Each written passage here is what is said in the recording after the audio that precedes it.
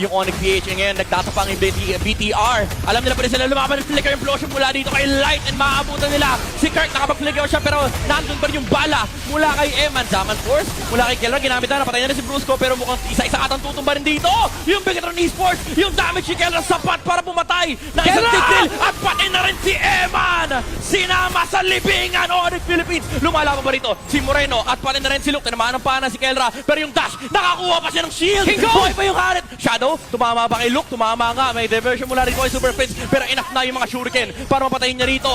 Yung Gatot Kacha, Annabelle, hinahabol yung si King Kong, may retribution and mamamatay ba niya? Wow! Naghahanap ng potential target, na-cancel yung kanyang dash. Mamamatay ba? Yung Chosen, makakuha ng Lord, Shadow kill! King Kong! The Sigma! We're at 3! Kelra! Pero Tsunami Slam, pero nagamit ka agad. Yan ang pero inaabol pa rin!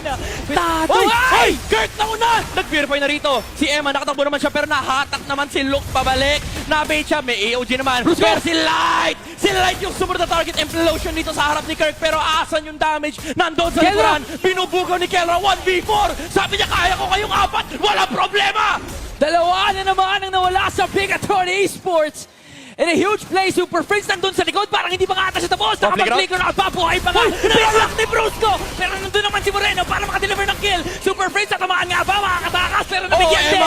A double kill coming in from Eman, pero si Kenra na naman nagwawala. Wala na kayong mga resources para patumbahin ang goal! Esports hindi aabot si King Kong. I-rush natin yung Lord. Nasaan yung counter set? Nakuha na ni Annabelle yung Lord, pero mauubos ata Zaman Force mula kay Kelra. Dalawa. Onyx Philippines ngayon, pero Bigatron Esports. Nasa kanila, Kelra, pumasok na naman! Kelra! Sabi niya, tatlo lang kayo, kaya ko kayo. Kanina nga, pati King Kong as well. With a shadow kill, inaabot na si Eman sa harap pa ng base. Si King Kong, mauubos pa niya. Tinamaan siya ng panga dito, pero naka-respond din na rin ang Bigatron Esports. mauubos ata AOG! yung outlaws dito. AOG! Mula sa Bigatron Esports, pero nakalabas. Nag-Bigatron na isama!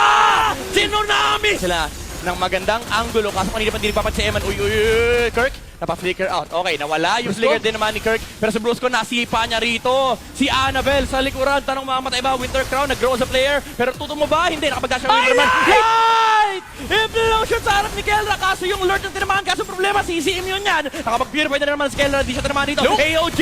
Wala dito kay Luke with a revitalize. Pero sinayawan sila ni Kelra. And si Super Prince naghihintay ng diversion play. Nandito na papunta kung saan. Sa likod ni Moreno. Hindi nila kita to. And ngayon, Bigatron Esports, depensa sila. Walang pake sa Lord yung Onyx Philippines. Annabelle with a dash in, dash out. Ang tanong, makakalabas pa siya. Winter Crown mula kay Super Prince. And tutumba pa siya. Kick. Uy, si Kirk napatay din naman. Pero si King Kong, trabaho lang doon sa likuran. And hinahabol siya nila dito. Pero hindi nata kaya. Nakalabas pa siya, Eman. Falling pretty low. And ito na ata. Hiningan, naririnig ko na. Si Brusco tutumba. Eman, sinusubukan maglagay ng bala. Kaso, this is it. Onyx Philippines taking game number...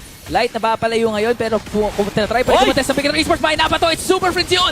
Napakagandang flicker mula dito kay Light na itapon nga yung Zushin. Pero Onyx Philippines, nanlalabang pa rin naman sila. Hakot nila yung pagong wala na yung split-split ni Luke. Hindi magre-reset na. Force na yung flicker out. Pero mahabol si Brusco with a flicker! Naabot niya rin si Annabelle, makakadash pa. Nakagamit naman ng Blade Surge pero hinahabol siya nung galit na halimaw na si King Kong. And double kill. Ata sila tapos. Naghahabol. Ito niya talaga si Annabelle. Oy, hindi pa tapos. Teka lang, parang hindi makatatapos. And Bigatron Esports, full defensive mode sila para umabot sa late game. Pero si Luke, hindi na nire-respeto dito ng Onyx Philippines kahit yung glue. Katulad ng ginawa ni Kirk nung game number 1, pero may pinaka-dislam sila. Pero airstrike mula dito kay Moreno para ma-zone out dito ang Onyx Philippines. Pero lumalaban pa rin sila again. Walang respeto. Kahit yung glue, kaya nilang patumbahin. Oy, naabot din dito si Moreno. Tutumba rin siya sa mga bala ni Kelra. And si King Kong sa may bandang kaliwa, nakikipaglaban pa rin. Yung life stick pabalik is spellbomb. And triple kill para kay Kelra. Maniac! Para kay Gold Standard, nasan sila? Wala ring flicker dito.